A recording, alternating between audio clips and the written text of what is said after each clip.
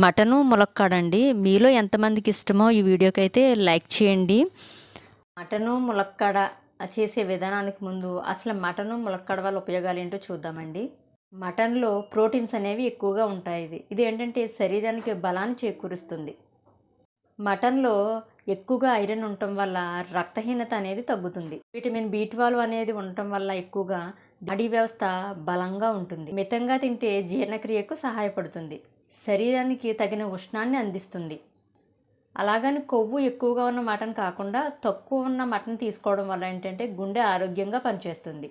Zinc అనేది ఉండటం వల్ల ఇమ్యూనిటీ పెరుగుతుంది. నెక్స్ట్ ములక్కాడ వల్ల తినడం వల్ల ఉపయోగాలు ఏంటో చూద్దామండి. మనకి ఎక్కువ కాల్షియం ఉండేది పాలని మనం అనుకుంటాం, కానీ పాల కంటే కూడా 4 రెట్లు ఎక్కువ కాల్షియం ఈ ములక్కాడలో అయితే ఉంటుందండి. అరటి కన్నా 3 రెట్లు ఎక్కువ పొటాషియం అయితే ఉంటుందండి ములక్కాడలో.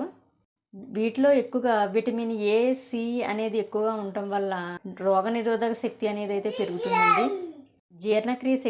జీర్ణక్రియను మెరుగుపరిచి రక్తహీనతని తగ్గించడంలో సహాయపడుతుంది. చర్మానికి కాంతిని, అలాగే మన కేశాల యొక్క బలాన్ని కూడా చేకూరుస్తుందండి.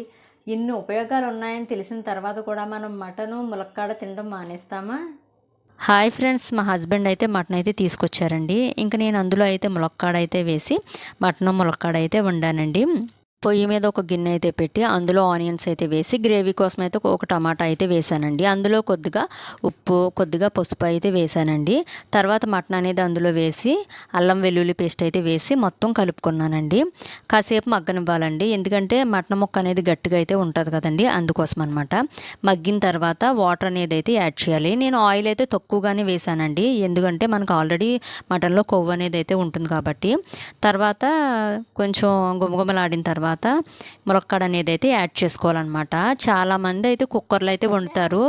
ఈ ములక్కాడ అనేది అయితే విడిపోతుందండి. దానివల్ల ఏంటంటే టేస్ట్ కూడా అంత బాగోదన్నమాట. సో మనం ఇలా కుక్ చేసుకుంటేనే మటన్కు ఉన్న టేస్ట్ కూడా చాలా బాగుంటుందండి. తర్వాత కొద్దిగా దీనిలో మసాలా అనేది అయితే యాడ్ చేసుకోవాలండి. యాడ్ చేసిన తర్వాత ఇదిగోండి ఇలా అయితే ఉంటుంది మన మటన్ ములక్కాడ కర్రీ అండి.